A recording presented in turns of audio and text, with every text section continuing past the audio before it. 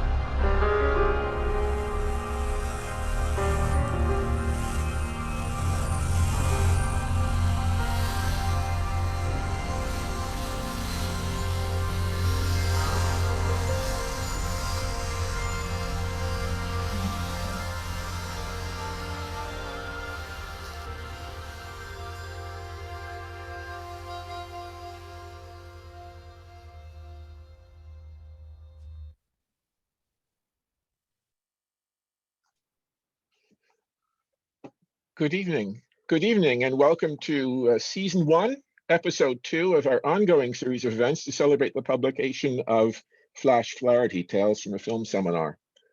I'd like to suggest that everyone turn on their video, at least for this first opening exercise, and then click on the reaction tab on the bottom of your screen, bottom edge of your screen. The reaction tab should open a place to turn on your hearts as I call your group to do so. Now, first, we have about 6 past and current board presidents in the group. I'd like to ask them to turn on their hearts, and let's see who they are. Can we tile up all the people who are participating and see them? How about all past and current board members? Could we add their hearts? Lucy, are you I don't have a both? heart, sorry. Oh, that's right. Sorry. Right, yes, okay.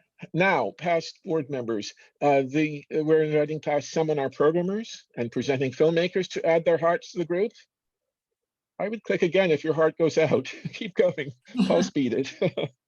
And then all film scholars, curators, friends of the seminar, friends of Flaherty, industry people, distributors, festival programmers, and curators, like everyone else present.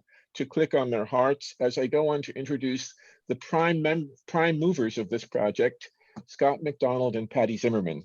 Please welcome them to the fore.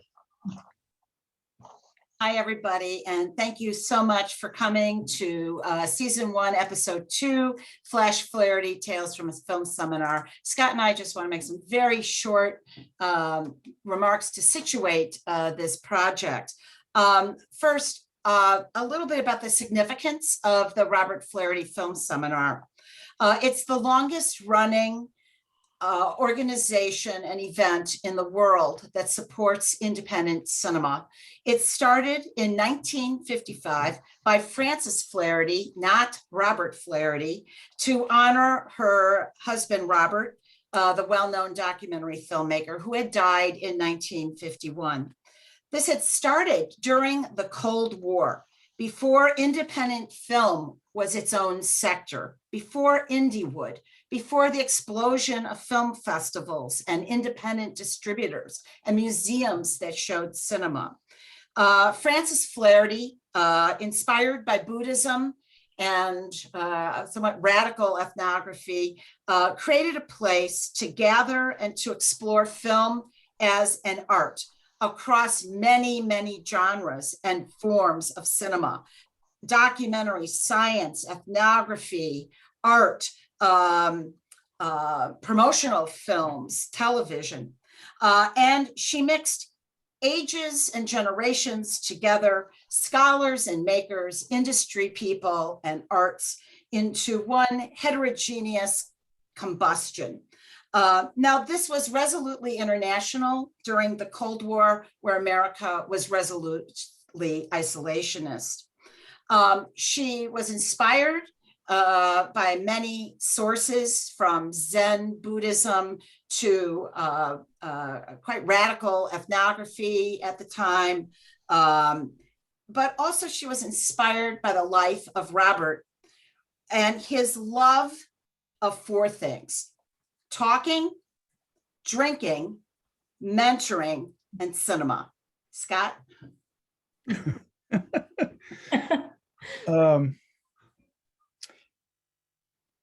Our book started when we realized that things had gotten out of hand after the first book, The Flaherty Decades and the Cause of Independent Cinema, in the sense that people wanted to tell their stories. Patty had done a general history of the Flaherty.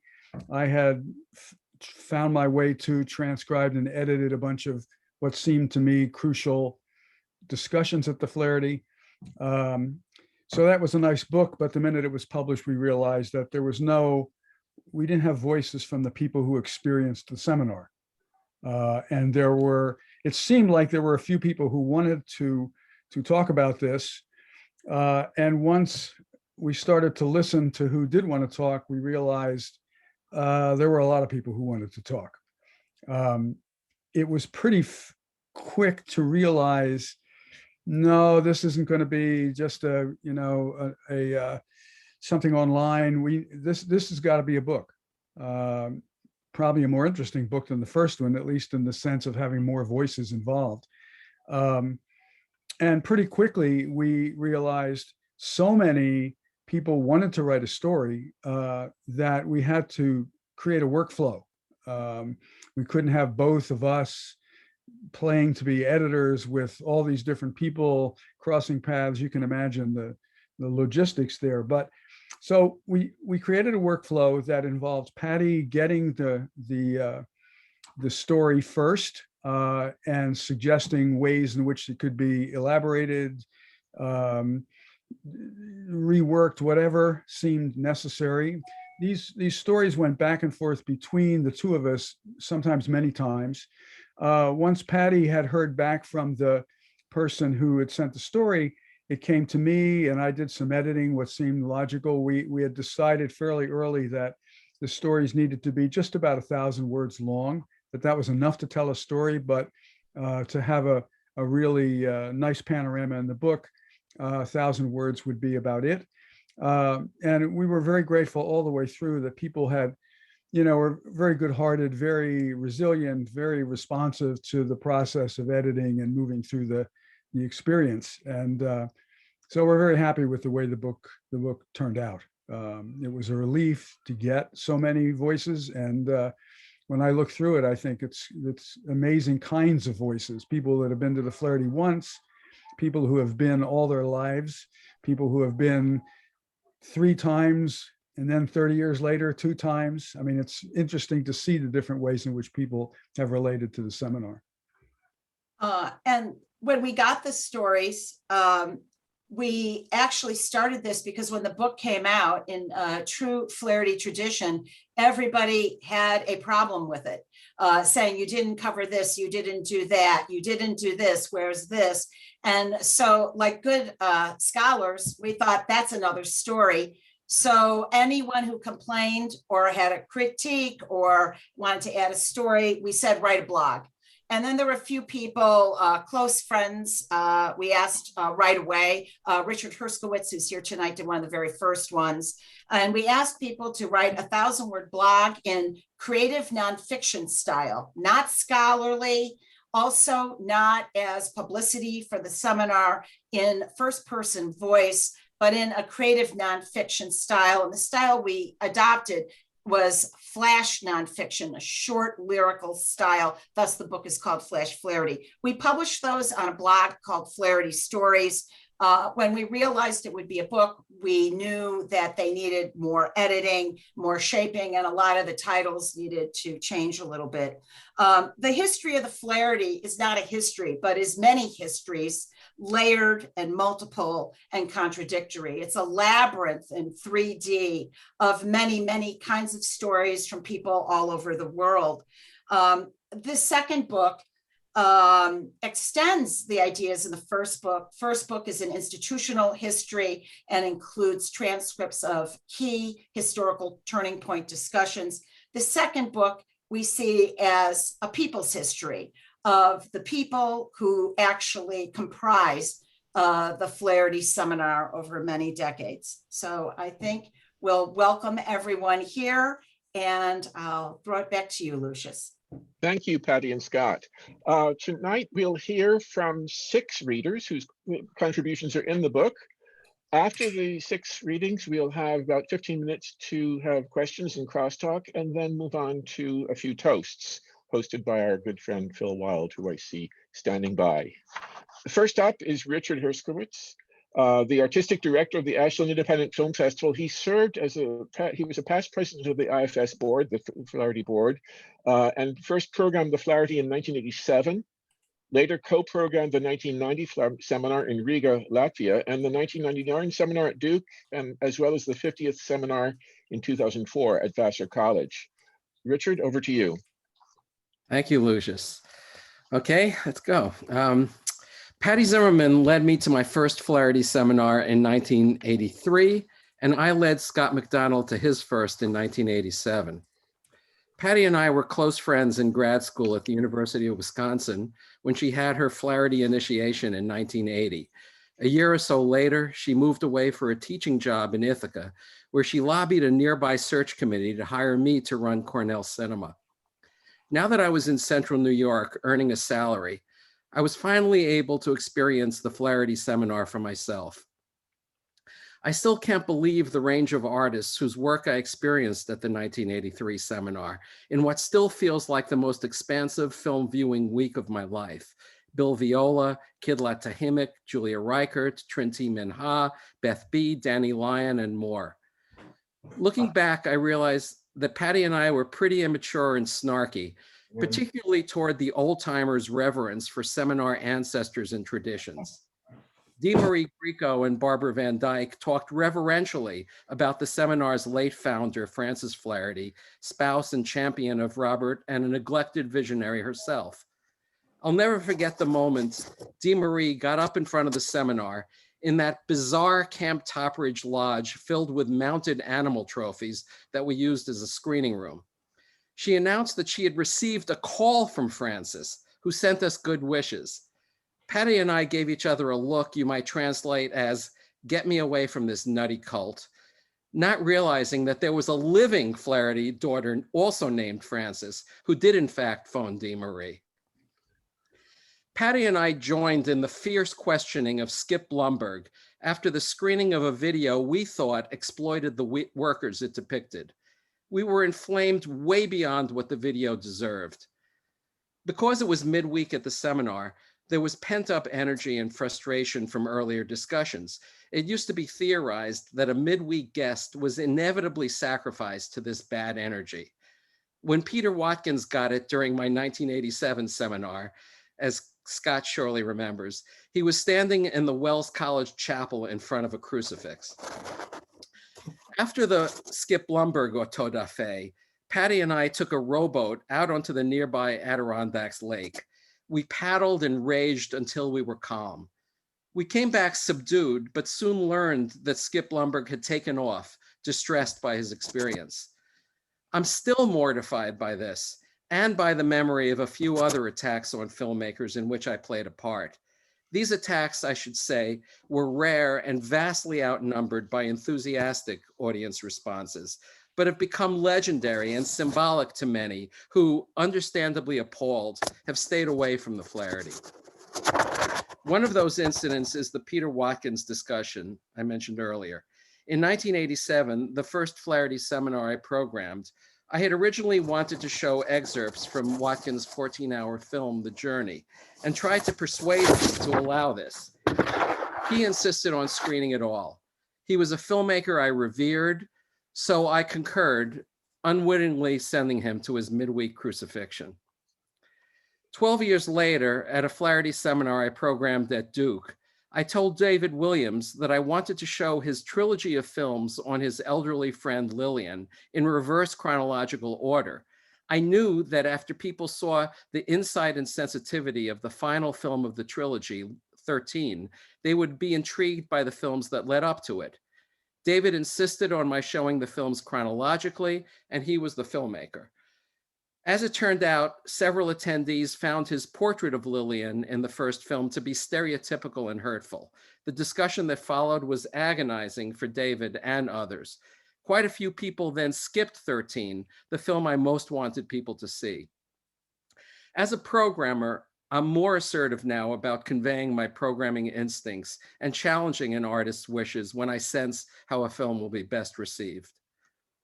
Finally, there was the 1992 explosion following Ken Jacobs' performance of his film Cherries, which Scott presented at the seminar he programmed. I chaired the discussion. That intense, painful session is well documented in Patty and Scott's book about the Flaherty. You can read in the transcript how critics of the film were chastened after Ken stormed out of the room.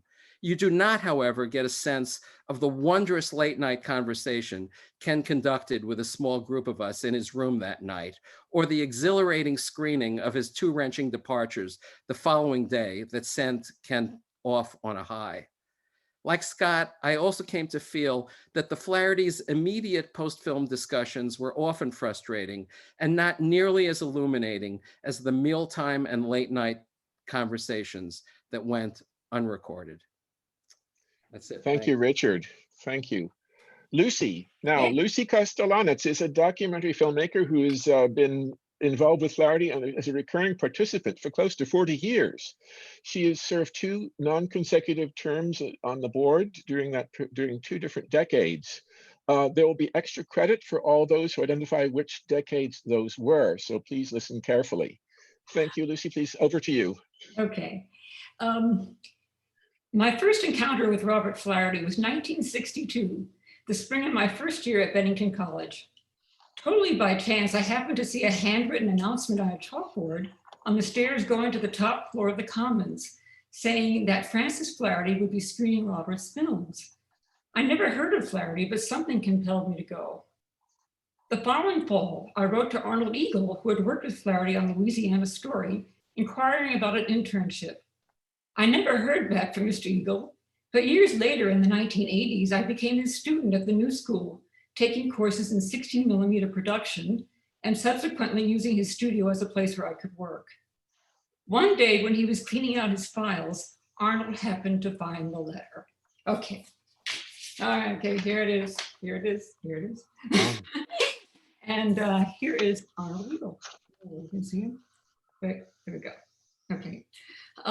So I'm going to read just one paragraph in this letter. October 17th, 1962. Last spring, Mrs. Robert Flaherty visited the college and brought with her two of her husband's films, Man of Aaron and Louisiana Story. Charlie Koffel, who is studying here, told me that you were a former cameraman for Robert Flaherty. The above Flaherty films initiated my interest in films, and if possible, if there are any, I would like to apply for this special employment to a film company which makes films seeking, quote, poetry in nature. Okay, I was 19. Okay, so out of college, I embarked on a career as an arts administrator. I worked primarily for the New York State Council on the Arts, NYSCA. My last position there was a deputy director for what was then called the Division of Communication and Visual Arts, where I supervised funding to film and media organizations.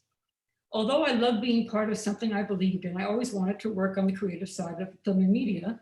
So I took the plunge. I left NYSCA in 1981. Fortunately, by 1982, I found the Flaherty seminar. I was hooked forever. My first Flaherty was at Top Ridge in 1982 in the Adirondack Mountains in northern New York State.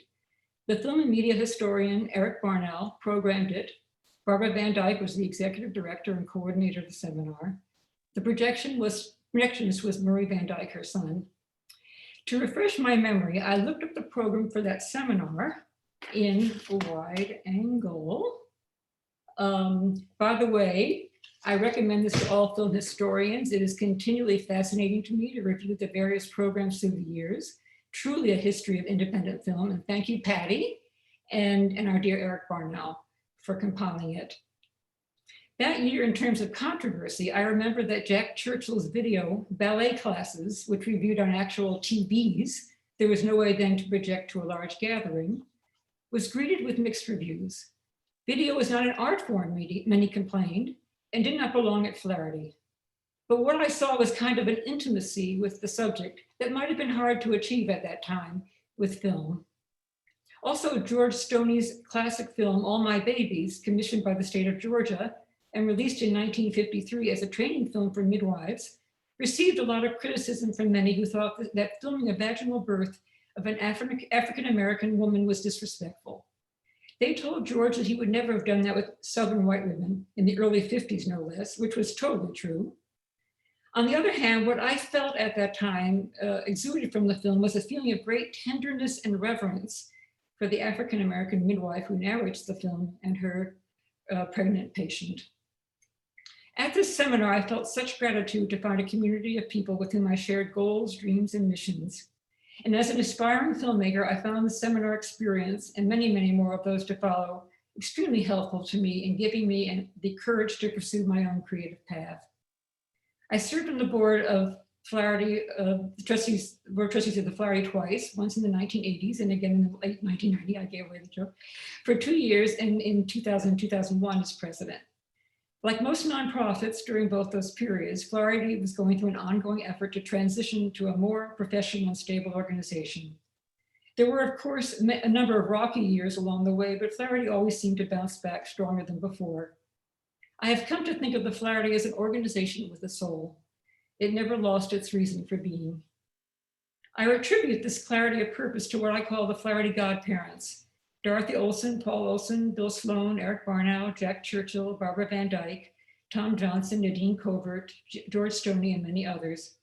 With their unique charismatic presence, these godmothers and godfathers, I call them, I feel operated as kind of spiritual guides to the Flaherty community.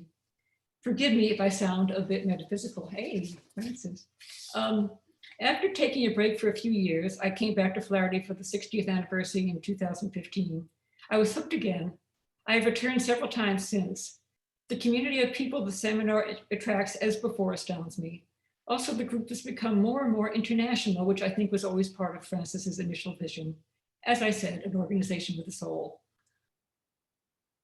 Thank you, Lucy. And by the way, shout out to Tom Johnson. I see he's in the house. Okay. Welcome, Tom. Yeah, good. Our next speaker will be, or reader, will be Andres Tutela, who's a filmmaker, writer, and curator based in Buenos Aires.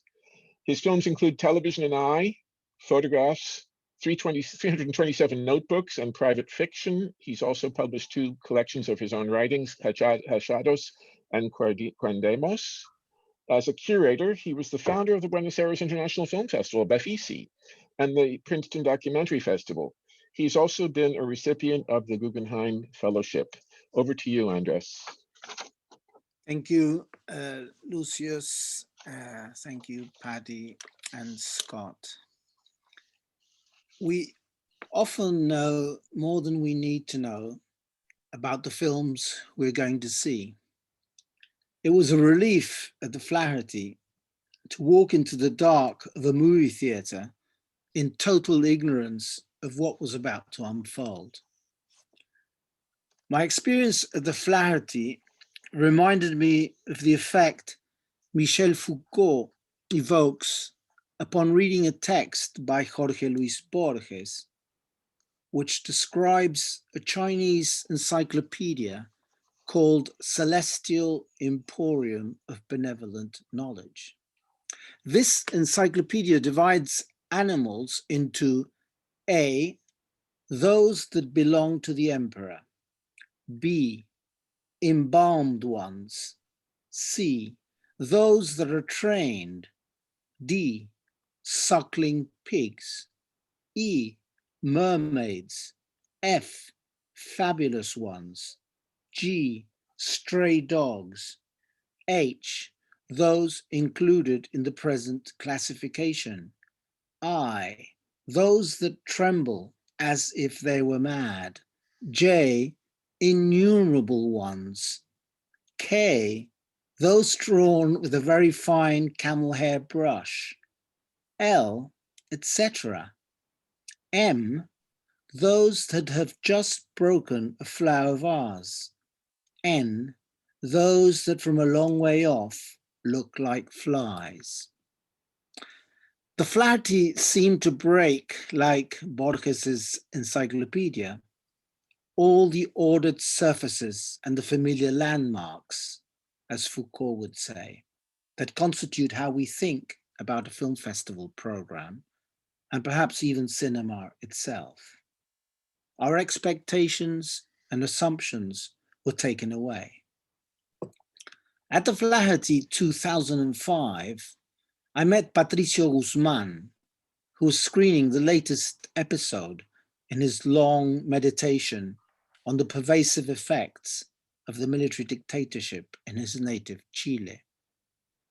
We quickly formed a Latin ghetto, together with other unlikely Latin American filmmakers, such as Leandro Katz, born into a typical Buenos Aires Jewish family, but living in New York for most of his life. Olivier Desbois, born in Jerusalem, of French parents. He died in Mexico, the epitome of the Mexican intellectual. And Juan Carlos Rulfo, son and heir to Juan Rulfo, one of the great Latin American cultural heroes, at war with any hackneyed sense of national identity. My own ethnic and cultural background, my mother was a Hindu from Madras, is also very unusual for Argentina. I spent my formative years in England, returning to Argentina when the Falklands-Malvinas War pitted the two countries as bitter enemies. In our own way, our Latin ghetto at the seminar served as a Latin American version of Borges' Chinese menagerie. Guzman himself has by now lived many more years away from his native Chile than at home, although he has rarely, if ever, made a film that does not deal with his long-lost homeland. Guzman confided something that startled me. After his miraculous release from prison, he had managed to smuggle the cans of film out of Chile.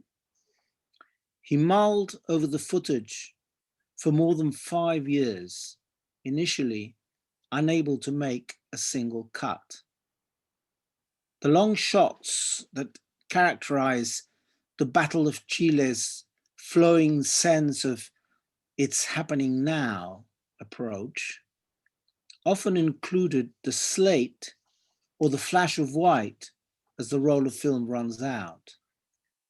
These apparent imperfections, which now seem magical, were perhaps an unexpected result of his reticence to cut. But what really surprised me was that Guzman explained he was not even aware he had left Chile until he finished putting together the 3-hour-long final cut, started in Havana and finished in Paris. So long as he kept watching the black and white 16mm footage over and over on the Moviola, he did not have to fully acknowledge that Allende's experiment in democratic socialism had ended, and that he himself was no longer living in Chile. Once he had finished the task he had set out for himself, he said, he entered into exile and a long depression. He has subsequently returned to Chile to make new films, but in many ways, he is now a foreigner in his own homeland. This story begs a question on which I shall end. Should we see the French-produced films of Patricio Guzman, who has now lived in Paris for decades, as the work of a French or Chilean filmmaker? What does our awareness of this geographical detail bring to our expectation of the films? My own experience in the USA or Europe is that even sophisticated audiences, like those who show up at the Flaherty, sometimes expect a very distinct set of concerns from a Latin American film. Many Latin American filmmakers respond to these projected assumptions, serving up the prescribed measure of what Colombian filmmaker Luis Ospina has dubbed porno miseria. Wouldn't it be interesting if the Flaherty seminar's secret formula of shattering the familiar landmarks of thoughts were applied to seriously shaking up those latent assumptions and scenarios many hold about Latin American film? Wouldn't it be interesting if we expected nothing? Thank you, Andres. Thank you very much.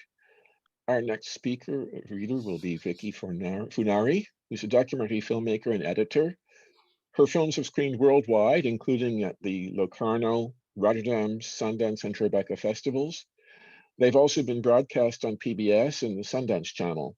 She was a Guggenheim Fellow and McDowell Colony Fellow, and presently is a senior lecturer of visual studies at Haverford College.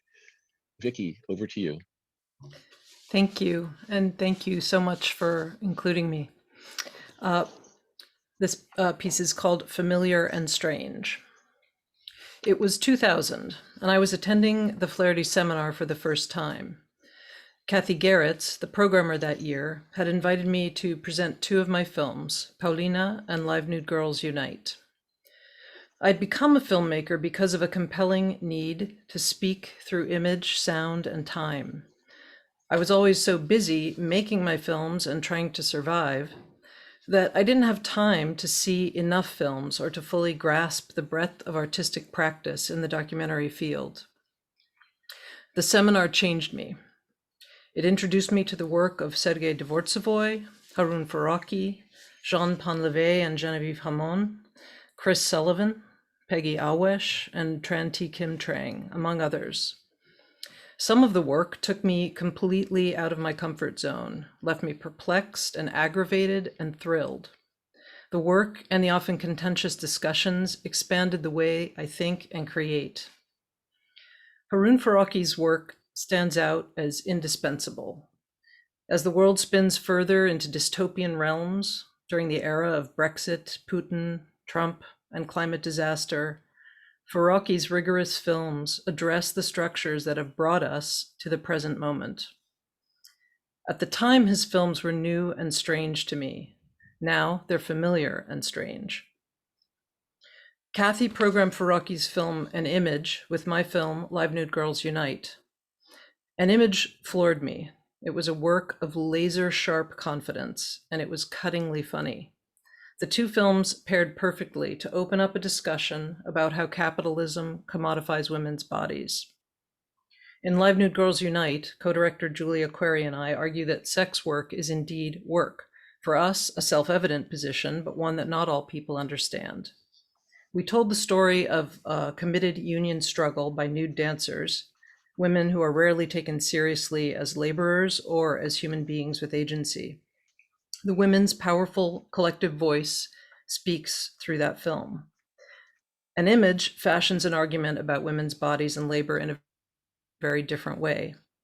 It documents a professional photo shoot of a nude model posing for a Playboy centerfold. In a detached, crisp, observational style, Faraki shows the labor of the nude model as she works to embody an idealized image of woman and to disappear behind that image. Her labor is subsumed within the image-making labor. The studio crew building the set, arranging the lights, dabbing her with makeup brushes, and verbally poking her into twisted positions to achieve a sexy image. The nude model has no voice, and the crew producing this consumer image have no interest in giving her one. How little I knew when I found myself sitting next to Faraki for the post-screening discussion.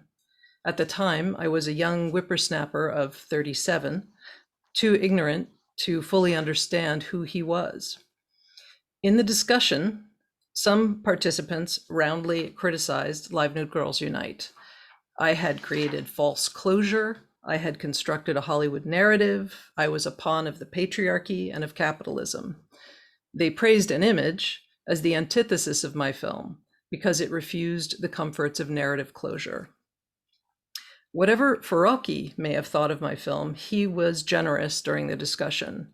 Later on, as I came to know his work better, I understood that he had been perfectly positioned to give a full-on scathing Marxist critique of a younger filmmaker's work, but he chose not to.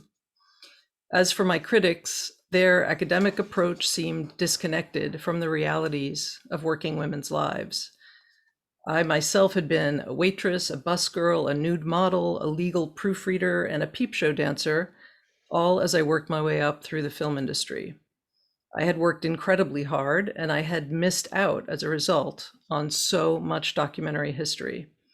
After the seminar, I knew I needed to expose myself to a broader range of nonfiction films and theoretical approaches. I'll never catch up with all I need to know, but I love trying. Now I teach documentary, and I teach with An Image, with Inextinguishable Fire, and with other Faraki films. In 2014, when I heard that Faraki had died, the first images that flashed in my mind were not from his films. They were memories of him at the seminar. First, how gentle he was toward me during the discussion of our films, and second, how he laughed as he performed an impromptu striptease at the closing party. And that was both familiar and strange. Thank you, Vicky. Does anyone have a tape of that striptease? Has anyone recorded at the time? No? Maybe not. Thank you. Amalia Cordova is the Latino digital curator for new and emerging media at the Smithsonian Institution's Center for Folklife and Cultural Heritage. She co-directs the Smithsonian's Mother Tongue Film Festival. She was also a Latin American specialist for the Film and Video Center at the Smithsonian's National Museum of the American Indian here in New York, and taught at New York University's Gallatin School of Individual Study. She is a PhD in cinema studies and an MA in performance studies from NYU, and is originally born in Santiago, Chile. Welcome, Amalia. Thank you, Lucius. It's a pleasure to be here. Chaltumay. I want to acknowledge that I'm now on the territories of the Piscataway, Nacatachunk, Anacostan, and Pamunkey peoples in Washington, D.C. And my piece is called Indigenous Media Detonations. At a time when Indigenous film was bursting with new expressions, yet circulating mainly outside mainstream circuits, I was thrilled to be asked to present Indigenous films from Mexico at the 2008 Flaherty Seminar, South of the Other. It was my first Flaherty seminar. I looked forward to how Indigenous video might reverberate within the context of a panorama of major works from a global cinema infused with a critical decolonizing spirit.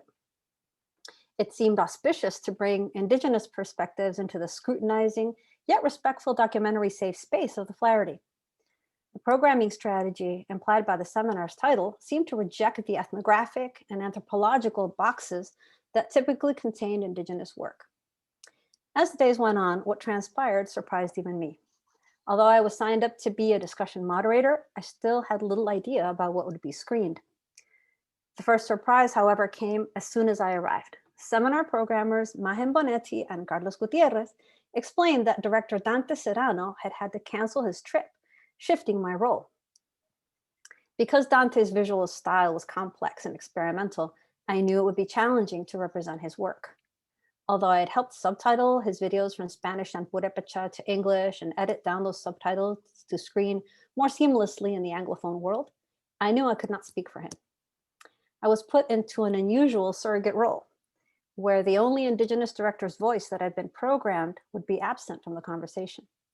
There were no other Indigenous guests or attendees, usually not the case in the Indigenous film festivals and community gatherings where I've shown the work. In his films Shanini and Cornstalks, the corn serves as the protagonist and literally speaks in the Purépecha language of the Mexican state of Michoacán. In Dante's film Day 2, a traditional wedding includes sweeping the yard at dawn, processing across town carrying the dowry, and during the procession, a relative of the groom taps on the camera lens in greeting, shattering the illusion of fly-on-the-wall filmmaking. Unconstrained by the more traditional structures of documentary narration, this wedding video came out of left field for some participants. After screening Dante's works Day 2 and Shanini, I fielded questions I'd never heard in public presentations before. These comments ranged from the on-screen elements of the video's aesthetics to deeper issues of authenticity and storytelling. While the Flaherty audience tends to be versed in a rich range of cinematic traditions and theories, even this sophisticated group was unprepared for Dante's imaginative video renderings shot on humble formats such as Super VHS and Mini DV. His work helped attendees realize that emergent and savvy explorations coming from very rooted or embedded contexts, to use Faye Ginsburg's term, that are inspired by traditional practices and told in Indigenous languages could be surprising, refreshing, and challenging. I was gratified when other filmmakers' comments resonated with the process of Indigenous media making. Filmmaking is like cooking, explained Chadian director Mohamed Saleh Haroun. You make what you can with what you have. He was referring to the imperfect aesthetics of some of the films screened. He did not call them out for their lack, but celebrated what they offered. In the context of this seminar, I felt the Indigenous films shifted the debate from the deficit model traditionally applied to so-called Southern or Third cinemas and returned the emphasis back to human creativity. Indonesian Dutch filmmaker Leonard Rettelheimrich proposed innovative, lo-fi solutions to achieve candid interviews and intimate spaces in his films, which were shot in the slums, streets, and prisons of Jakarta, with sometimes disturbing on-screen results. Can audiences handle a minimally edited story? The proximity, the first-person voice, with no buffer, no shame, and nothing to lose or gain? How is this not miserabilism, the tendency to depict realities of the global South as doomed and beyond repair?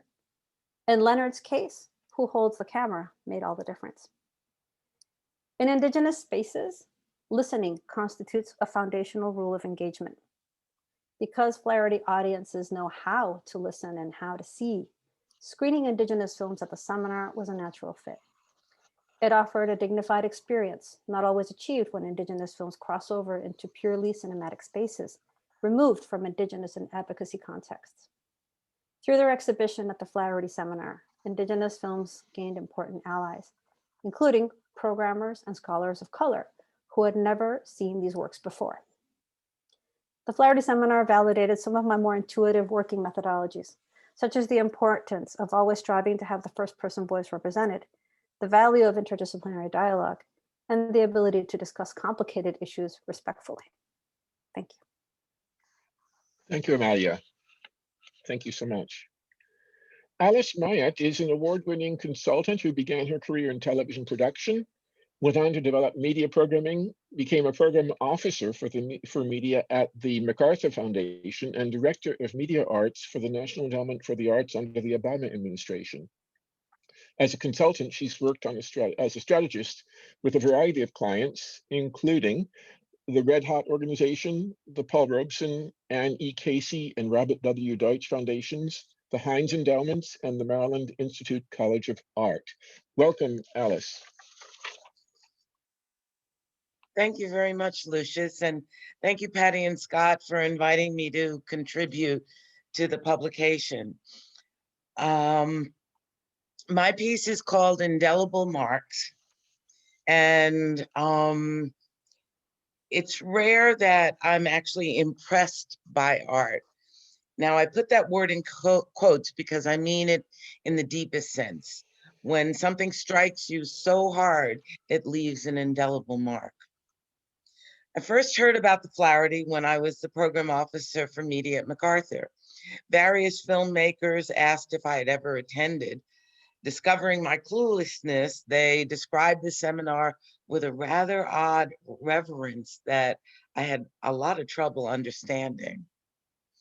I attended my first Flaherty in the year 2000 and came away from the event with one really big question. What exactly is documentary film?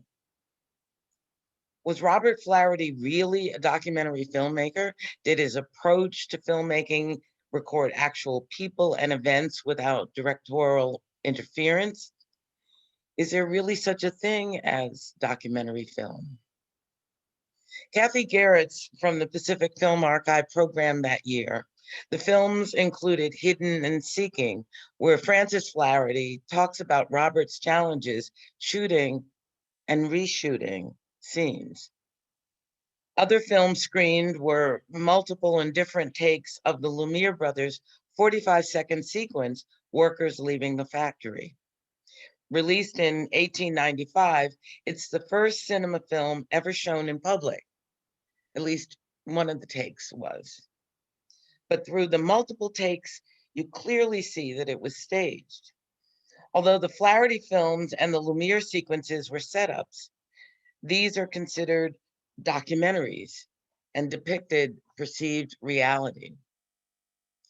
The Flaherty seminars have the ability to change the perspectives of attendees, their ideas, and even their artistic practices.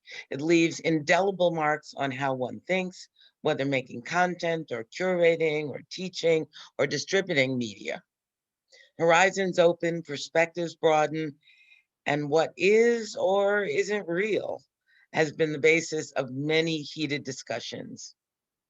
One year, an Ethiopian filmmaker was challenged because his film featured the resting place of the Ark of the Covenant.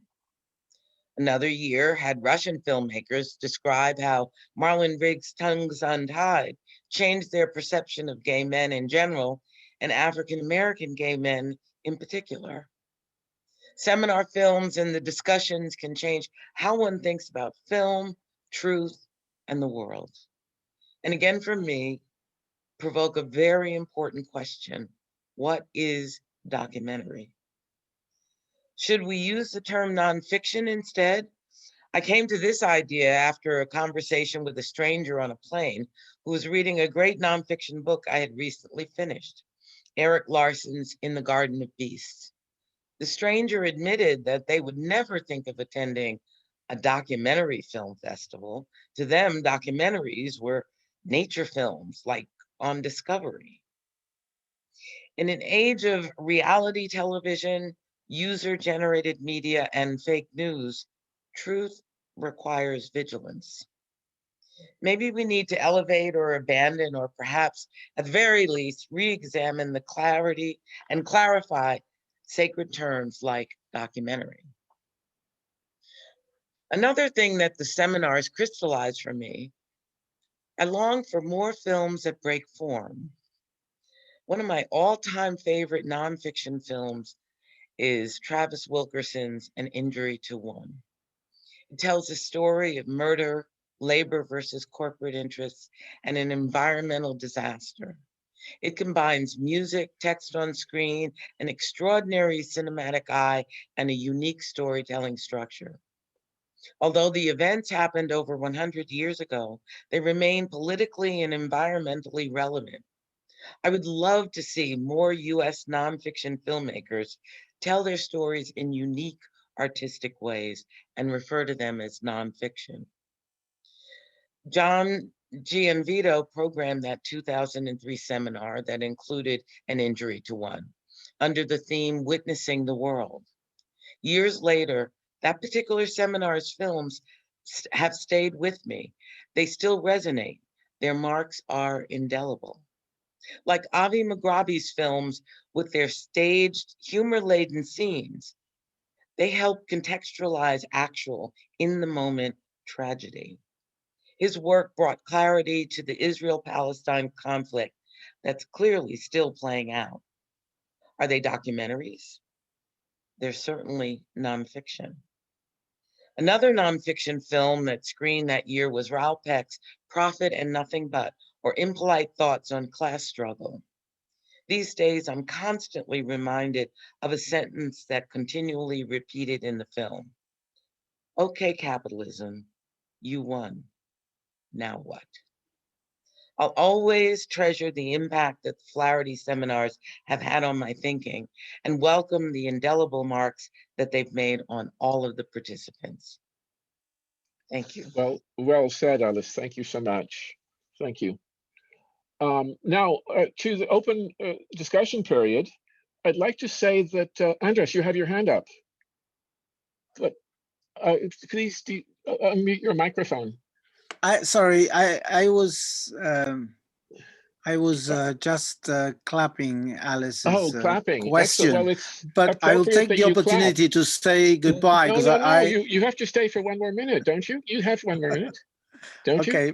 Because I have to ask you, since you wrote your piece, and I want to get Amalia into this, because Patricio Guzman is a filmmaker in exile, but he's still 100% Chilean, and he will always be, won't he?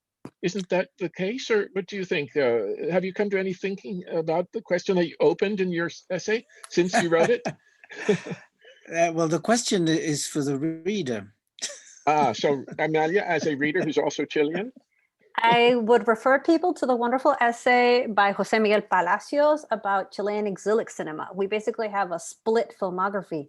A good chunk of Chilean films are made outside of Chile, right? We have an exilic cohort, and then we have a separate, more suppressed filmmaking, but that tries to reach kind of industry standards. So it's completely different. So we're kind of schizophrenic, I guess. And also, when we speak of Paris, we have Raúl Ruiz, who found a whole circle of Chilean filmmakers who were all exiled together in Paris. So they were solidarity in Chile. Ruiz Chilean... and Valeria Sarmiento and Pato, and I don't know how you guys feel about Jodorowsky, where he belongs. Right. Well, this is just it. We have a certain people whose culture is so strong and whose solidarity is not exactly the same type of exile as being on a desert island. So I just want to put that out to you. Now, Andres, do you have to leave now? I'd like to ask if anyone has a question for Andres. He has to leave within 3 minutes, I think. Yes. So we could raise hands and ask Andres a question, or else maybe just thank you and let you take off. Yeah. I have a question. Yes. Andres, did the book ever get to you? Not yet.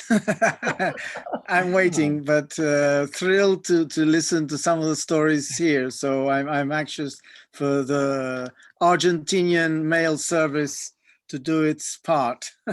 I see. Well, okay. But I hope it will be before too long.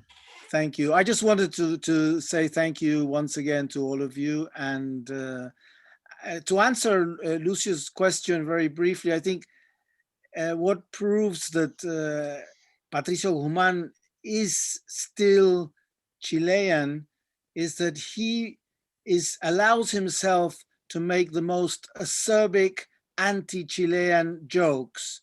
So I guess that's the proof. Okay, thank you. Thank you. Bye-bye, thank you again. Thank you, Andres. God bless and take care. Thank you very much. Bye, Andres. Thank you. Now, Manuel, you have a question. Manuel Salazar, to unmute your mic, please. No, maybe oh, that was just the applause. I see. I Good. believe Steve Montgomery had a question, Lucius. Steve? Yes, I have a question. First of all, congratulations to Patty and Scott for the wonderful book. And my question is for Patty and Scott.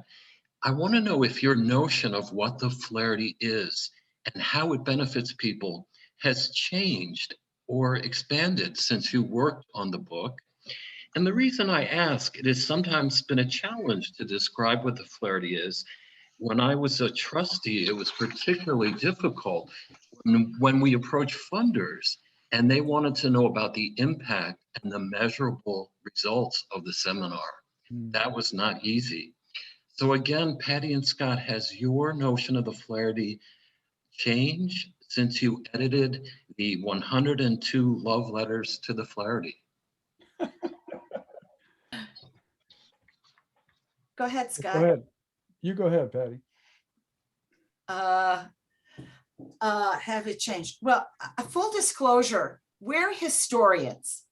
So we live in the crevices and turbulence of constant change, right? That's like our livelihood, and it's our lifeblood, and it's in our DNA. So what I would say is, researching this in 2 books, dealing with, I interviewed 65 people for the first book. I went through endless archival documents, and Scott transcribed these amazing discussions, and then dealing with 100 people for this book. I would say the Flaherty is constantly changing. And I think any healthy organization needs to constantly change. And I think it's constantly absorbing, being tortured by, working through, moving through, sometimes well, sometimes not well, every political and social aesthetic debate in the world, right? So I see it as a living organism that's both changing internally and externally all the time. About how would you summarize what it is? I would say quite simply, it's a cauldron of cinema. So I'm going to throw it to appropriate, Scott. Patty, because I had a question that was going to draw Richard into this conversation, because you and he were both contrarians at your first seminars, plural. Is that correct? You were the people who always disagreed and overturned, in a generational sense, the authority of an older the founding generation of this Flaherty seminar. Is that accurate, Richard, or would you dispute what I've just said? Yeah. Because I think this is an ongoing overturning, an ongoing constant. Yeah, I'm an old timer now, so but back then, yeah, we liked this sort of outsider role and didn't anticipate it would come to this. So my question is whether we still have as many rebels as you guys were, or are you the greatest generation of rebels? Will anyone else want to weigh in on this? Anyone participating or listening want to weigh in on that question? Vicky, have you seen yourself anyway ever as a rebel?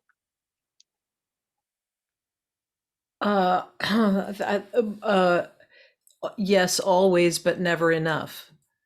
Okay. And never as good of a rebel as others. There are such better rebels than I, both in terms of perhaps through your work then.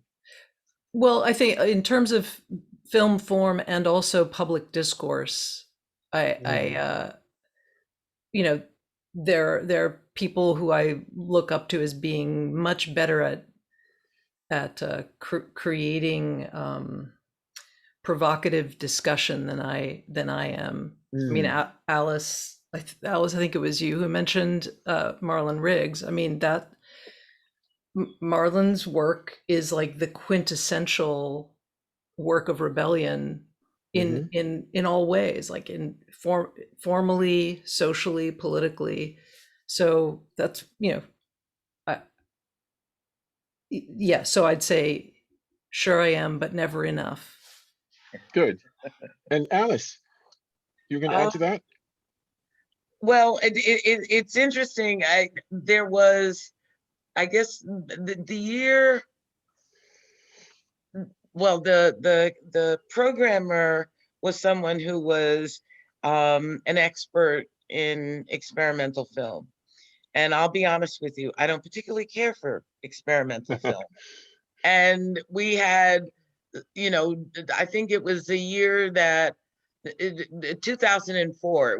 It was right after we had gone to war in Iraq under false pretenses, and watching experimental films was making me crazy. And unfortunately, I was on the board, and I was chastised by a board member because they heard me talking to someone about how the films were making me crazy.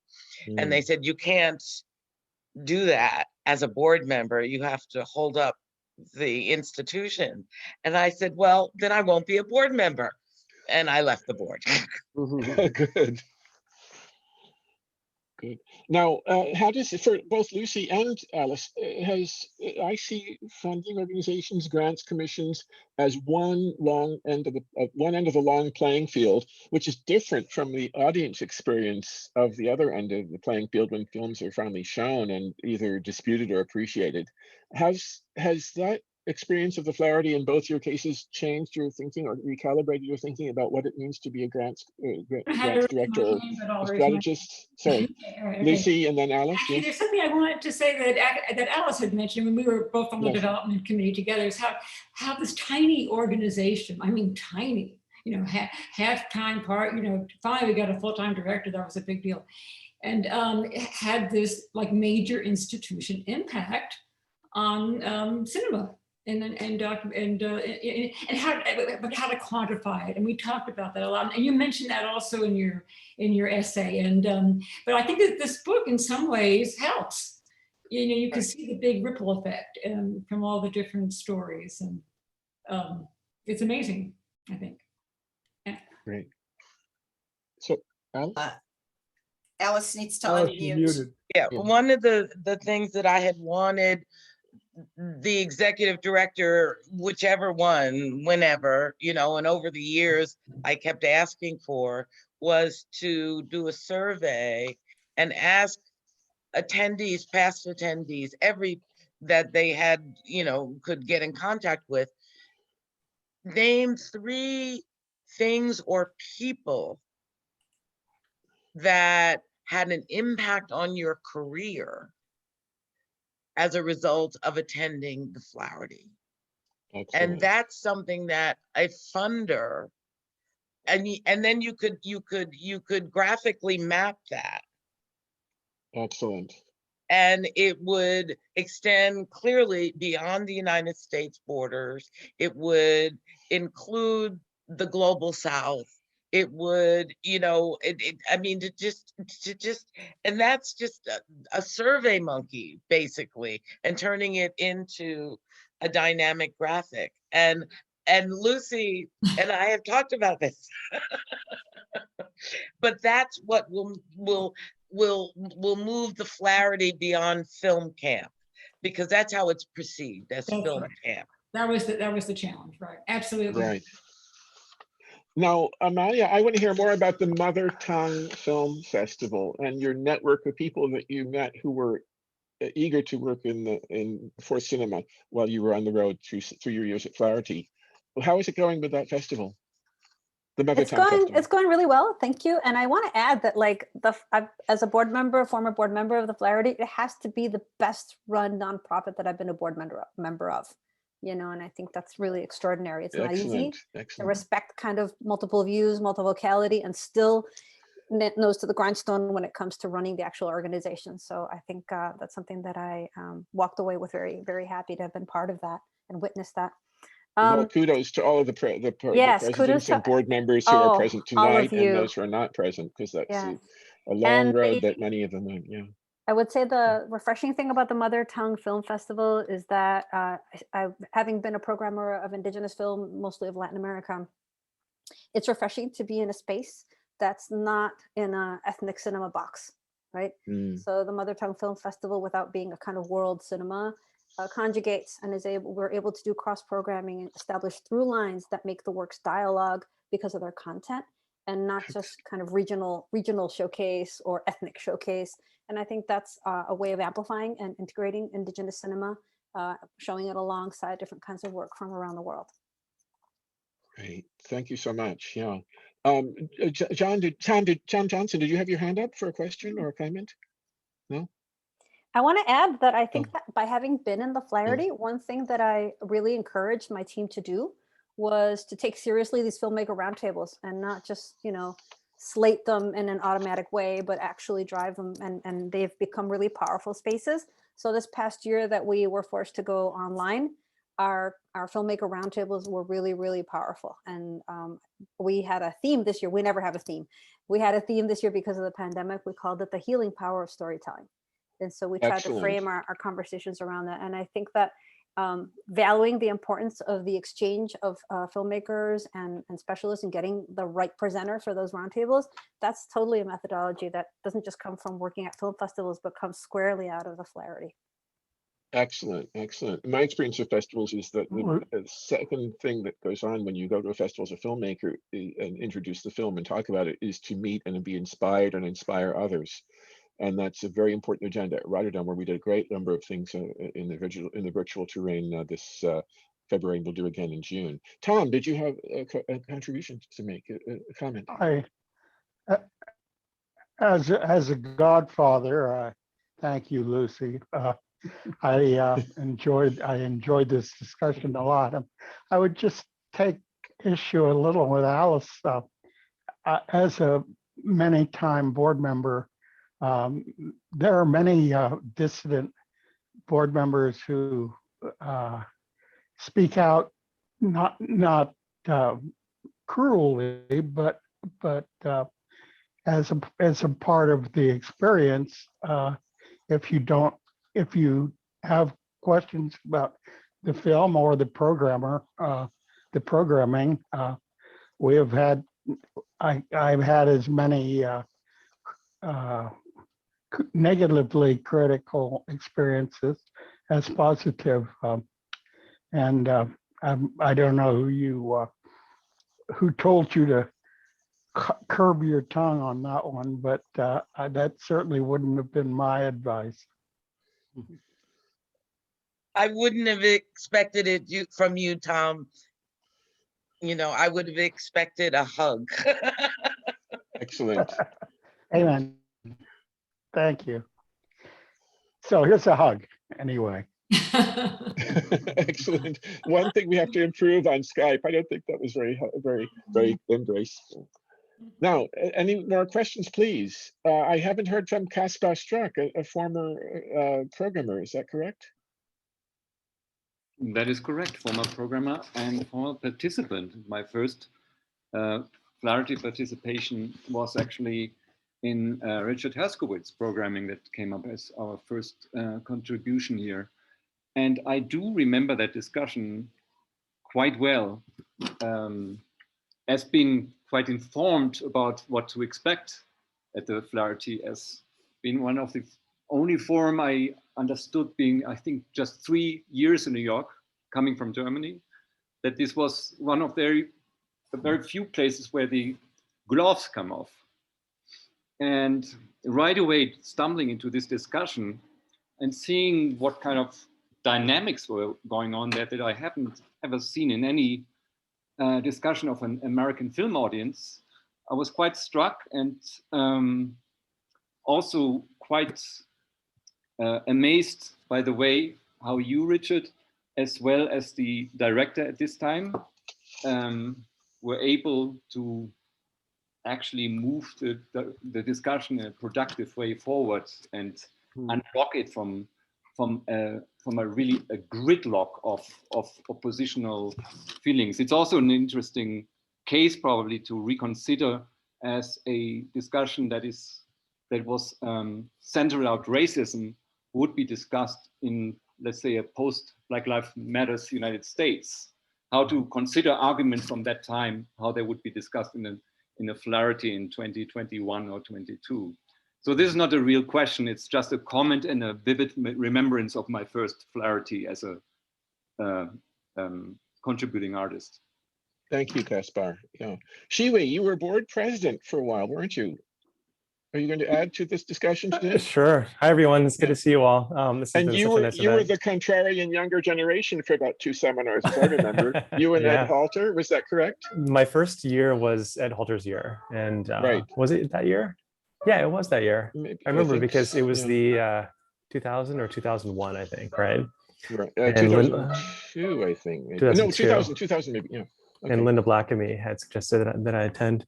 So many good memories. And maybe I'll just say now, I'm really happy to, past participant, past fellow, past board member, past programmer, but now as funder at Ford, and really happy to be supporting the organization from before and to the conversation that Lucy and Alice were having earlier. Just, it's like we need more funders who are funding things that can't be measured, and to think about it in terms of things which are about influence as opposed to impact, and in about my school, it's called social value, objects of social value. And yeah, there absolutely. are many projects that are deeply personal social value objects, as far as I'm concerned. Go ahead, Jim. Yeah, and to think about how, the Flaherty is for a smaller audience, but the ripples out and the network of how that moves over time is what makes it really important. And but I think that's hard to measure, but I think that we inherently know it is true. And this book really does demonstrate it. And one more thing too, Patty Z, what you're saying, yeah, I've always thought that the Flaherty basically reinvents itself every 10 years, and it adapts to where documentary is and what it needs and how it's and the problems that documentary is working through. And I think that's what's allowed it to survive all this time, is that it adapts to new audiences and new questions that documentary is posing. Now, Linda Blackaby, would you second everything that Shivi has said? The former, because I remember, Shivi, you moved from San Francisco. Were you and Linda hanging out in San Francisco? Linda's my mentor, of course. Yeah. Right. How did I know that? Well, go ahead, Linda. What I meant, my experience of Flaherty was kind of before Chi Wei's was. So, but I think so. I think I would say the same thing. And I wasn't the notion of every 10 years seems to be very long. I would think it's now every 3 to 5 years. No, you think back to it. I was doing that when Tony and I wrote our essay for the book, is that we programmed exactly kind of at the midpoint between the first Flaherty and when the book was. And I mean, there's been significant changes all along that way. So it is getting shorter, I think, but maybe it's not, because I've been reflecting on how long real change takes to come about. Well, good time to be doing that this year. As I get older. Yeah. Well. Lucius, there are two people who have their hands up. First was Phil Wild, and then Vicky Funari. Yes, go ahead. Oh, I see Vicky.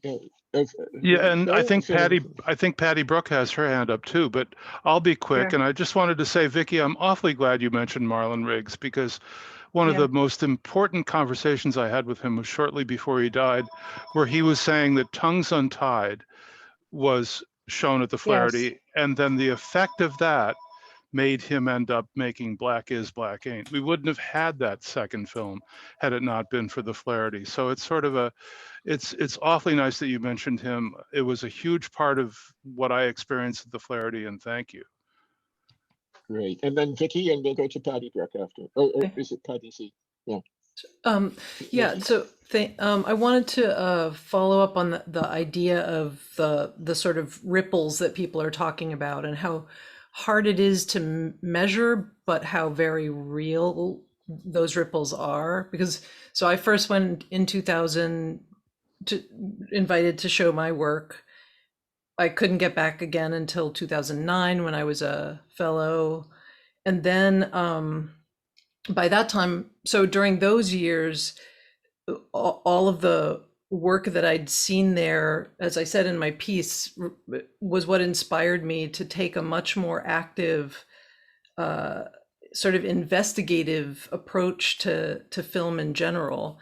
But then I started teaching, and then so after 2009, then I was able gradually to get the college where I teach to fund a few students to go, and now they fund a few students and faculty members and even staff members to attend. And now my partner John and I have been able to then program some of the things that we see at Flaherty and bring some of those filmmakers to our series that we do called Strange Truth. And so that's a long time, right? From 2000 to 2021. It's a long arc, but it's a very real arc. And I wouldn't want anyone to discount just how long it takes for people's lives to develop, so that they can still be drawing on these incredible discussions and the work that they see in the discussions at Flaherty. And in those discussions, I think it is really important to highlight that not liking films is just as important as liking them, because of the kinds of inquiry that leads you to. Well, Vicky, I disagree. I'm just joking. That's an old astute. When you don't know what to say at a discussion, you can always just raise your hand and say, I disagree. Or at dinner, at those dinner conversations, when you were lost with what's going on, you just say, I disagree. Thank you so much, Vicky. That was really on target. Yeah. Patty Brooke, did you have a contribution? Yeah. Patty? Yeah, I did, but I think it's kind of, the time has passed, because I was trying to follow up on Alice and Tom's remarks about the conflict that we had at that one particular seminar, where a lot of experimental films were programmed. And I'm the person that Alice is talking about, because I'm the one who chastised her. And, you know, I might have, and at the time I was the president of the Flaherty, and I was trying to shift the board over into what I thought was a more professional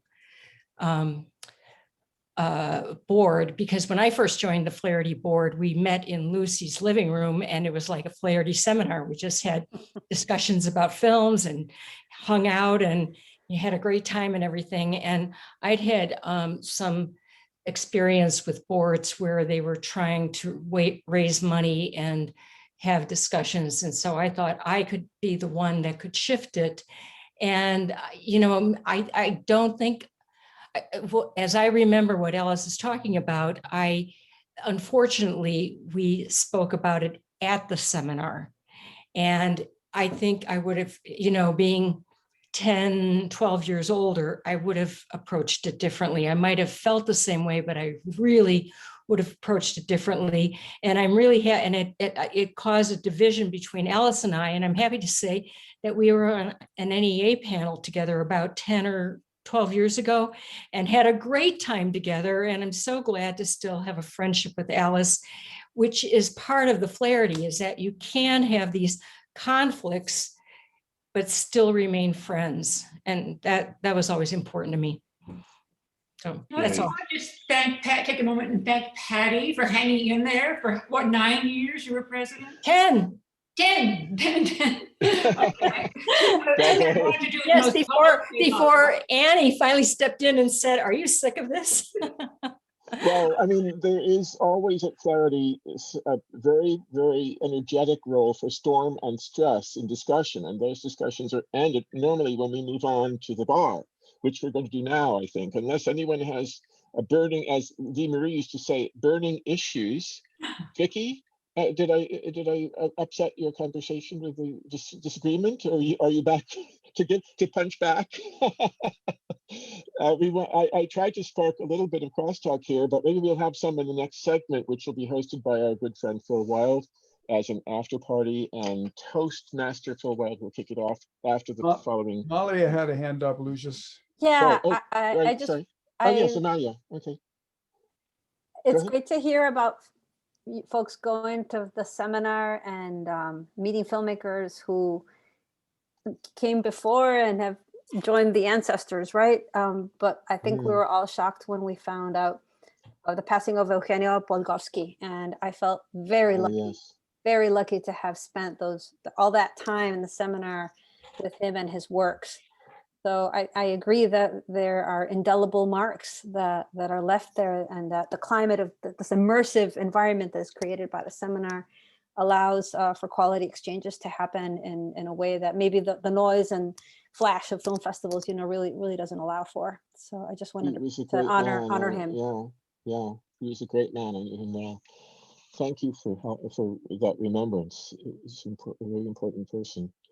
Let me thank our group tonight for the producers, Michelle and Philip Wild, and our associate producers, Ari Kiselev and Julia Tulke, and move on to, after this short announcement, we'll have our after party.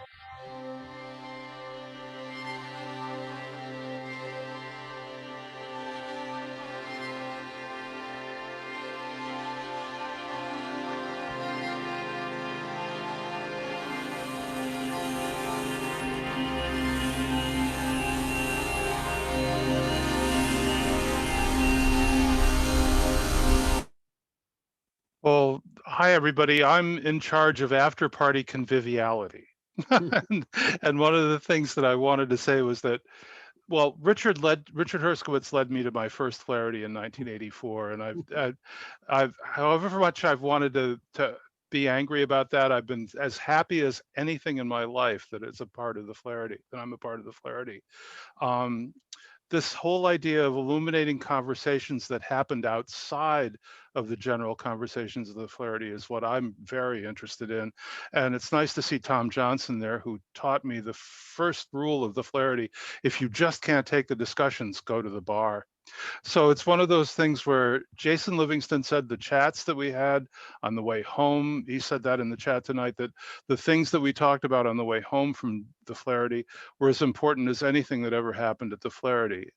And I want to welcome you to this party and say that the first toast of the evening that I want to make is that I want to toast something that's not a person, not even the Flaherty, it's the book. This book has led us to this evening of reassuring ourselves that the Flaherty still exists despite COVID, despite all of these things that have kept us from being close and friends.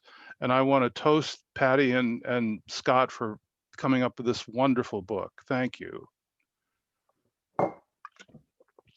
I want to make sure that everybody turns on their cameras, though, and opens their mic, and I don't want to be the only person that drinks a drink tonight to something. So please join me and tell me more about tell us all more about what you really feel about our friendships. Phil, I'd like to make a toast, and it's really a bunch of thank yous. I'd really like to thank Lucius, moderator, maitre d' extraordinaire. I'd really like to thank all of tonight's readers: Richard Herskowitz, Lucy Castellanos, Andres Zitella, Vicky Funari, Amalia Cordova, and Alice Mayat, for your really elegant and lyrical marinations on the Flaherty. I'd like to, while everyone was talking, I was paying attention to who's here, and many of the contributors to the book who wrote beautiful essays are here tonight with us. And Scott and I would like to honor all of them. So I'm going to read their names, and maybe as I read your name, you can put a heart up. Helen D. Michelle, Joanna Razinka, Jonathan Marlowe, Patty Brooke, Philip Mallory Jones, Stacy Steers, Stephen Montgomery, Susanna D'Souza Diaz, Jonathan Marlowe, Chi-Wei Yang, Casper Straka, Jason Livingston, Phil Wild, Annie Michelle, John Muse, Linda Blackabley, and of course, all our readers. And I'd like to say very deep thank you yet again to our research assistant, whose name is on the book, Julia Tulke, who is also associate producer tonight. This book had enormous logistics, and she helped. And finally, a huge thank you to the best literary agent two authors could ever hope for, and that is the unbelievable, indomitable Steve Montgomery. So thank you for everything. Cheers, everyone. Thank you. Cheers. We haven't heard from Bill Brand yet. He's normally very talkative. I Bill? totally agree. He just got here. Yeah, but it's awfully good to see him. You, Well, thank win you there's a for. door prize for the last participant to arrive, but go ahead, yes. I feel like I've cheated, but I'm hoping that I can see the recording of the reading. But I did go to a few weeks ago, Scott and Patty did a wonderful launch session that I went to. Oh. So I haven't totally cheated. But That it's, counts. That counts. That's good. but I miss all of you. Yeah. Well, here we are. And No, you're you're not.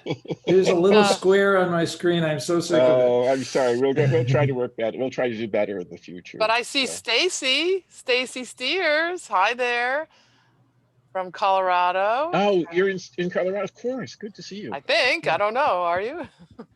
Yeah, I'm in Boulder. Next door to Patty. Yes. Excellent. Yeah. Hey, Jason Livingston has been very quiet also. Is that a Yeah, photograph? Jason, when are we going I to think- share a car ride together again? Oh, maybe he's moved away. Maybe. Hi, Oh, there he everyone. is. I was just typing a farewell chat. So it's very nice to see you all, and Phil and Annie. I'll be sure to catch you at the farm on a Please. visit. Yes. It was a wonderful evening. I've made it, I think, to every single one of these events, Patty and Scott, and I get more and more out of them the more I hear people read. Hearing people read brings so much to the stories and the reflections. So thank you for assembling us. Thank you. Excellent. Jonathan, are you behind that image that we see under your name? Jonathan Marlowe? Oh, maybe not. Hey, ask Stacy to tell Stacy, you have a thing coming up at the Eastman House, right? Oh yeah. Yeah. Well, it's actually been up for a while, but I am going to be talking there on Thursday, which of course means I'm virtual. Right. Right. Yeah. But people should know about it. It's a really nice show. Oh, well, thank you. Yeah, you can. You can see it virtually. It's an exhibition of a bunch of work I've done over the last 15 years or so, actually. So. Oh, good. And Yulia just helpfully put it into the chat there. So if anybody wants to look at that. And there's Howard sitting obediently, not yet talking. Hopefully he'll say hi. Or gesture hi. Well, yeah. Howard, the microphone, Howard? Oh, he'll get there. Okay. Maybe he has no intention of. There. To unmute. Corner.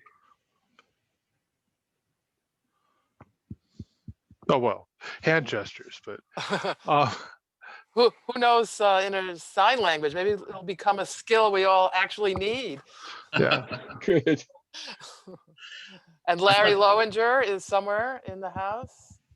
There he Yes, is. here he comes back, coming back to the screen. Larry, how are you doing? Larry.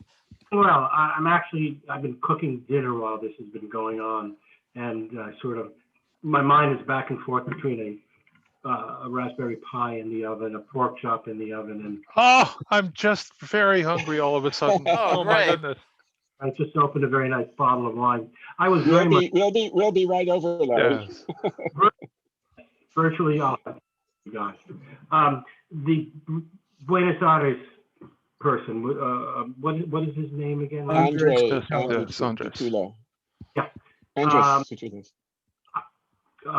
Nostalgia for the Light is one of my favorite films. So his long conversation about Patricio Guzman was very moving to me. I really appreciate it. That was actually there were a number of things that were said that were very touching, but that in particular was the highlight for me. So I thank you. It was a very lovely evening. Happy to be here. Me too. Oh, Vicky, your bodyguard has joined the scene. Oh. AKA John Muse, who had to go make dinner. So thus he's not on the Zoom anymore, but he's still here. I see, but he had a separate feed through most of the evening. Yeah. Yes, he did. I see. Great. The mystery uncovered. And Tom, I've got to ask, are you coming back to the city anytime soon? We've missed you very, very much. Anna is down there right now, and I think we'll be down in a week or two. Are Are you in residence in the We'll city? be back in June, and we came down a couple of times this past year, but it's been a lot easier to come lately. So yes, we're going to be down very soon, and I want to find out Yeah. when you're there. So yes. We're all emerging from our Yeah. cocoons. Right. I'd like to raise it. I'd like to propose a toast. Excellent. To Patty and Scott. Flash Flaherty is a one-of-a-kind book. I don't think I've ever seen or heard of another book in which people express so much affection and respect for an art event. So congratulations again, Patty and Scott. Glad to be a part of this. Cheers. Cheers, Right. Stevie. Appreciate it. Cheers. You helped out a lot. I'm so surprised that everybody has a drink on the side. You all kind of knew that there will be that toast. So you all already saw lots of alcohol, not water. Or They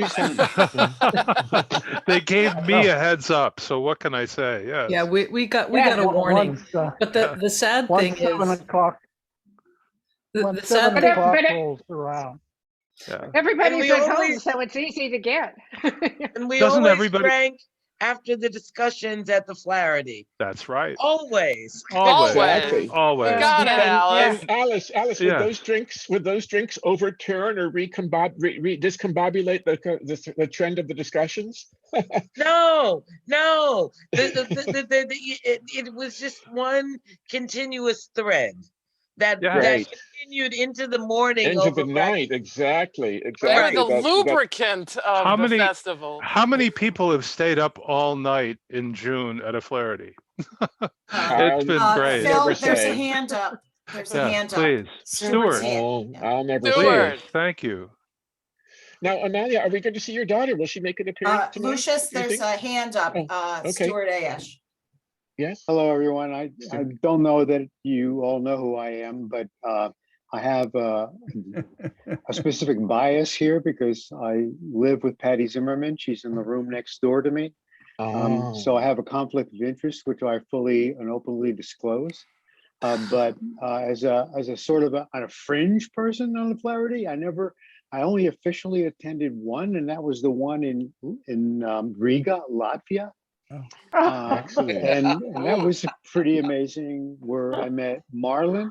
And I just want to congratulate Patty and Scott for their abilities to collaborate with all of you. It's just wonderful as an outsider person like me. For a long period of time, when friends would come over and they would ask me, where's Patty? I said, well, she's with Scott.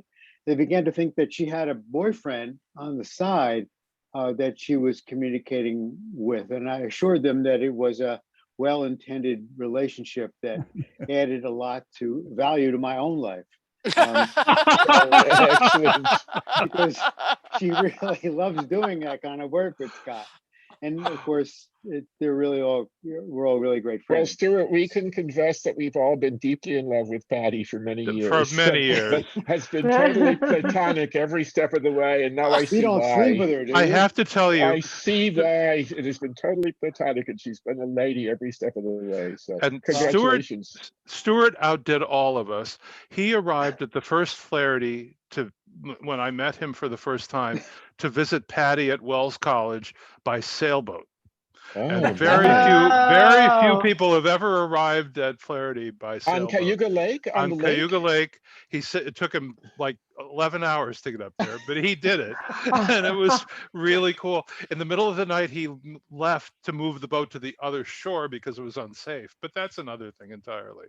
So it was a very auspicious voyage to the Flaherty. Thank you, Stuart. Well, here's to the book and bringing everybody together like this. Here, here. Cheers. Thank you. Cheers. Cheers. Good. Well, we still have a lot of people here. This is good. Ruthie Anybody? is here. Yes, Samara. is Ruthie here? She is. Oh my goodness, where? Somewhere. Hi. There she is. That was a very nice thing you warned us about May 31st. Thank you.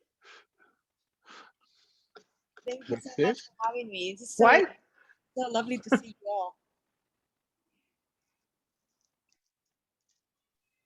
Well, I'm going to just ask if anybody is thinking about a year or two from now when we all emerge from all this thing. I think we should really not just go to this year's, but we should really should think about how much easier it's going to be when we can all get back together again. And I really want to make sure that, this is sort of like the beginning of thinking about whether or not we can actually be out and do this again. And I'd love to see Richard at another festival or seminar. I mean, it really would Or a be great. brunch or A a brunch. screening. Right. There's many, Yes. many And ways. Linda, as we said in our piece in the book, it was you and Tony who gave us some recognition when you realized we weren't getting paid. It was like, what the hell are these people doing for free for all these years? But I was aghast. I know, and it was wonderful that somebody on the board or somebody at least recognized that we were trying really hard to do this stuff. Yeah. Yeah. So. It was sort of like, well, it's just video, so why pay them? You don't need, why pay them? They're not working. There's no, no, they're not. As I already said, and if Phil Jones is still here, he knows that this was always fun, but fun only gets you so. I want to live indoors, So yes. Oh well, thank you. Oh wow. Well, I'm glad I did that, because that meant that you appeared at the Flaherty that we held in Israel. Yes. In kibbutz, right? Yes, exactly. And said, "Oh, I didn't want you to be there alone." No, exactly. And it was really that was really quite an extraordinary experience. I was stuck between Ricky Leacock and Jerusalem. I was on a bus touring Jerusalem talking to Ricky Leacock, who I didn't see Jerusalem. It's like, oh God. I'm talking to Ricky Leacock, for goodness sake. Right, exactly. Now, Patty and Scott, can you give us a tip or a hint about what will happen in episode 3 of this ongoing series of Flash Flaherty readings? Well, I think we were talking about, one of the problems with doing this is that people are spread all over the world. And I think the idea was to have a lot of people in Asia, but we're still thinking about that one. Yeah. We'll ask the current assembly if they'll be happy to be up at 6 or 7 in the morning to do that. Is it? If I have a beer, would that work? I think. Our thought in doing these is this is season 1, episode 2, and we're hoping we don't get canceled, and we'll have episode 3, which we hope to focus on people from Europe, the Middle East, and Africa. And episode 4 for West Coast people. And we have many contributors from East and Southeast and South Asia. So we're seeing this as episodes. And our idea is really to honor the contributors for their beautiful lyrical essays. Excellent. And to really honor their work. And our model is to do this as more of a literary reading than as a Flaherty old timers Gabfest, because we want to really honor the writing and thinking that people have done. So this is pure. You're a few days away from announcing the next date. Is that correct? Or? Yes. This is pure Patty. She's already on to the 4th one. I didn't even know we'd gotten short of the 3rd one. Pure Patty. But I have to say, there are 2 people here that have not appeared on camera, and I'll bet they don't have one. But Jerry and Sue Oscar have been a part of, if not all of the Flahertys, at least all of the parties that we've ever thrown for the Flahertys. Jerry is like the quintessential party hound for the Flaherty, and I want to welcome them and know that we noticed that you're here. And I do have the date for episode 3. We're using the streamer model. Episode 3 will drop on Sunday, June 27th, and that will be more of a brunch meeting. So bring your omelets, and it'll be at earlier at noon or 1 o'clock, so that East Coast time, so that people in Europe and the Middle East and Africa won't have to appear in the middle of the night. Or in their pajamas. Yes, good. Yes. Excellent. Well, we hope we'll see you guys again. There's no reason you can't binge all of these. And yes, it's so wonderful to see old friends. It Thank really you. is. Even the little teeny tiny squares. Just And before we close it down, I do want to give a really deep thanks for the wizards behind the screen. These things take a lot of support to happen. And I really want to thank Annie Michelle and Phil Wild, because not only are they longtime devotees of the Flaherty, but they made this really happen with their technical expertise and their producing brilliance. And then also on the team, my colleague Ari Kisilov, a Zoom virtuoso, and our incredible Yulia Tulke, who had to sign off and says hello. I just want to say very deep thanks, of course, to Lucius, publicist extraordinaire. A book couldn't ask for a better ally than Lucius. And again, I just want to say deep thanks to tonight's readers, Richard Herskowitz, Lucy Castellanos, Andres Ditella, Vicky Funare, Amalia Cordova, and Alice Mayat. Thank you for the beauty of your words and the depth of your thinking and the expansiveness of your commitment to all things cinematic. So thank you all. Thank you. Love you guys. Good night, Thanks. folks. Good night. Thanks, everybody. This was really fun. Thank you. And could all the readers and production team please hang on for 2 minutes?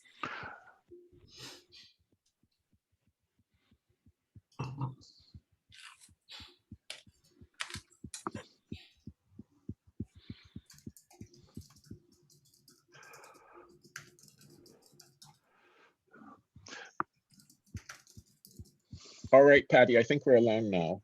Yes. One more, two more. Very close. Yeah, we're close. Yeah. While we're waiting, Richard, the street that you used to live on here in Ithaca still has that sign up that says "Slowly, please, dust." That drives me crazy. I drive up the street. They mean, drive slowly. There's dust, but it's sort of like you go by and you go, "Where's my duster?" Take a picture of that for me. Could you send that? I will do that. Yes. Forgot. We just want to do like a quick 2-minute thank you to all of you and a quick lessons learned, how you felt it went, how you felt about reading, how you felt, anything you wanted to share. It's just a little time to decompress a little bit. And we're listening. Yes. Yeah. I think the readings both times really worked. They're just the right length. They're automatically very varied, both in delivery and in content. I've been really happy with it both times.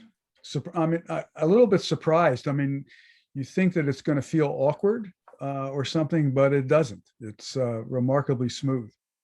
I was impressed that no one seemed rushed. When I was rehearsing my 5 minutes, I had to think of speaking as quickly as possible, but we had a really good sense of the pace of a visit and not a rush through the text. Yeah. So I was really happy with that sense of pace that I felt tonight. So thank you all. Yeah, Vicky? Tips, Patty. I think that's because you, by making us cut some words, right, that in my case, that helped me re-engage with the piece. And in fact, I actually think the shorter piece is probably better than the 1,000-word piece. Yeah, Patty and Scott, could you pull the publication? I'd rather publish. Right. I agree with you, Vicky. It was just, you're able to focus it more. And while it's always harder to write shorter than longer, when it's easy to edit. Good. Yeah, but the other thing is when you're reading, we're seeing you. Your personality is there as well as the words. Right. So the words can be shorter, but still a great deal comes through that couldn't come through in words. So. And I liked, Lucy, how you used props. You know, you had the letter, you had the photo, and also you learned you got to put them right in front of your face for us to see them. That was effective. No, as Steve was coaching me, he said, you're gonna read too fast, he told me. And to slow down and look at the audience, but okay. As long as you heard my words. Richard, you were gonna say something, and I think you got. Said it. Oh, okay. Alice? What I loved in hearing everyone read their pieces, I remember the moments. Granted, I wasn't there, Lucy, for your first Flaherty, but but for Amalia and for Vicky, I was there for their first. And as you spoke, I mean, the images just came up